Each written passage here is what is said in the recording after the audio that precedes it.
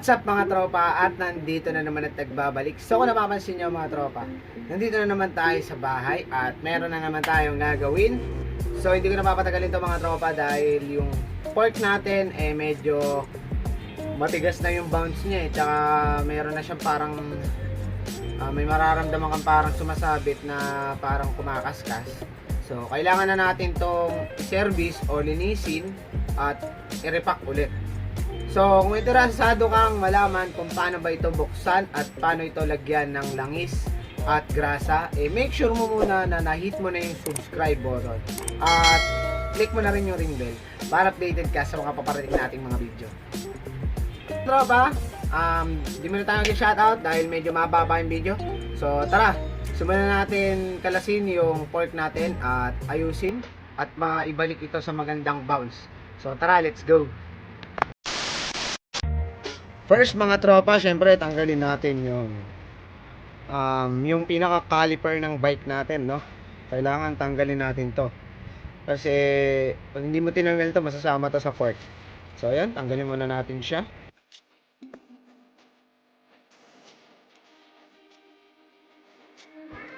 So yung sunod mga tropa, ito. Inuuna ko muna tanggalin yung nasa ilalim na parang alin. Yun, alin nga yan, yan. Tinatanggal ko rin yan, no? Uunahin ko muna siya tanggalin bago sa ibabaw. So, para mahugot natin. Yan, tatanggalin natin yan.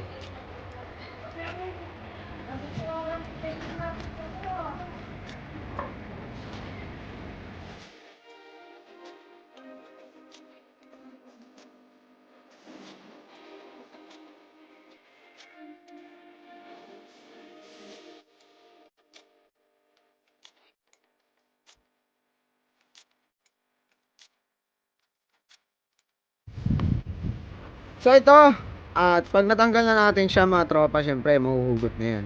No, ito na yung last na tatanggalin natin, yung siya pinaka-lockout.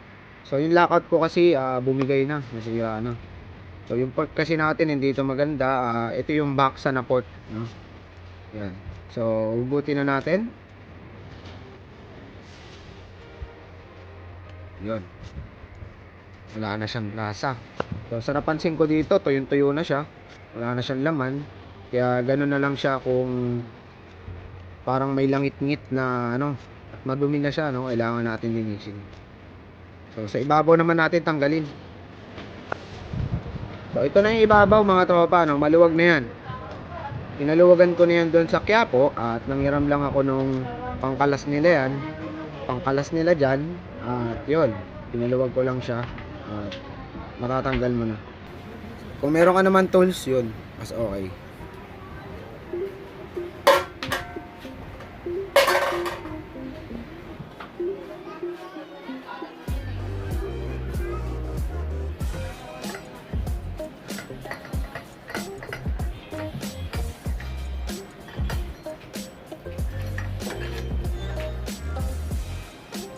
Video san?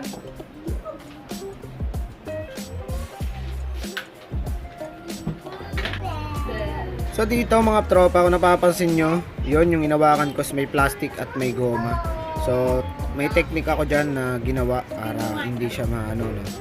Kumbaga hindi siya sumagad na magano siya, yung bottom shock, kumbaga sumagad dun sa pinaka taas. So kailangan mahugot mo yung malaking tornilyo na yun para yan yung lumalabas. So lilinisin mo lang siya kasi marumi minsan kasi ayan, no? Napansin mo yan, napakadumi. So kailangan din natin kalasin yun, no? So yung kung may napansin nyo sa loob, meron pa siyang parang bilog, no, na maliit. So hindi ko na siya tinanggal at nilinisan ko na lang siya. So yun, linisin natin lahat ng mga kinalas natin dito bago natin ikabit at lagyan natin siya ng mga grasa. So tara, linisin muna natin at para maikabit na natin ulit ng maayos. So tara. So ito na siya mga tropa, no? At yan yung mga laman ng pyesa, spring, tapos yung parang pang lockout, tapos may mga bolt, yan. Tapos yung pinaka ano niya, hindi ko alam yan, basta bahala na kayo dyan. So yan na siya lahat, no? So linisin muna natin lahat yan at para ma-repakan natin ng grasa. So yan mga tropa, Sensya na kayo, hindi ko napakita sa inyo paano linisin dahil matagal at hahaba ang video. So ito na siya, malilinis na siya sa lahat. Inisprayan ko siya ng degreaser, tapos yun, okay naman na siya. Ito, lalagyan na natin siya ng mga grasa ngayon. So ayan grasa yung lalagay natin mga tropa, hindi langis, no? So kung gusto nyo langis, wala kayong grasa, okay lang. So pero sa akin mas okay kasi sa coil, langis grasa talagang nilalagay dyan. So kailangan may grasa siya. Yan. Grasahan natin lahat, tapos kabit na lang natin ulit kung effective ba yung ginawa natin. Pag to nasira, wala tayong pambili.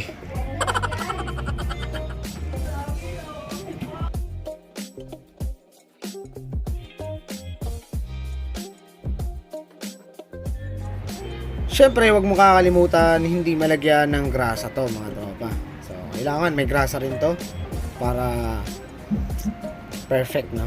So, tignan nyo na lang kung saan ko lalagyan ng grasa para masundan nyo mga tropa.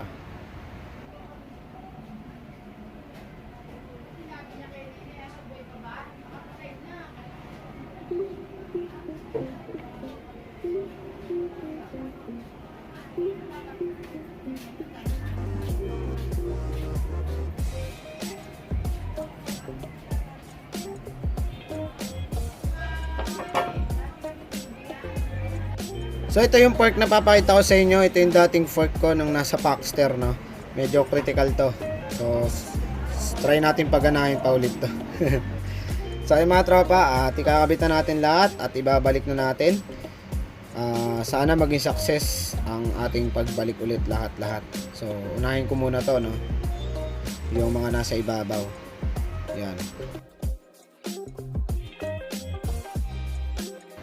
Ay, kung ano ang huling natapos na ginawa, so yun naman ang gagawin nating una na ibalik. Ganun lang siya para hindi kayo malito mga tropa.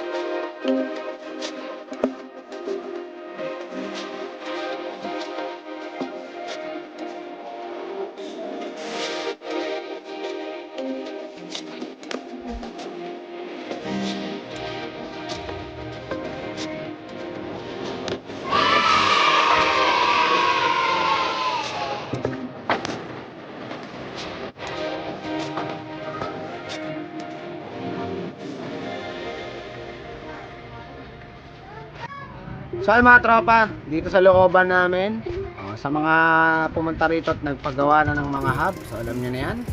So dito natin testingin yung port kasi bawal sa labas at wala akong face mask.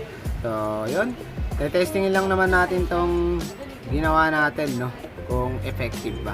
So itong bata kulit So yan, yan, napansin nyo, ganda ng laro at smooth na smooth yung port.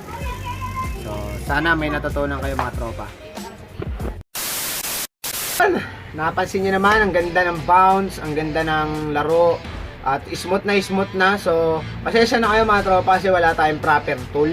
So, ang ginawa ko lang is, pumunta ako sa Quiapo, tapos pinaluwagan ko na yung cup nung, dalawang cup nung port.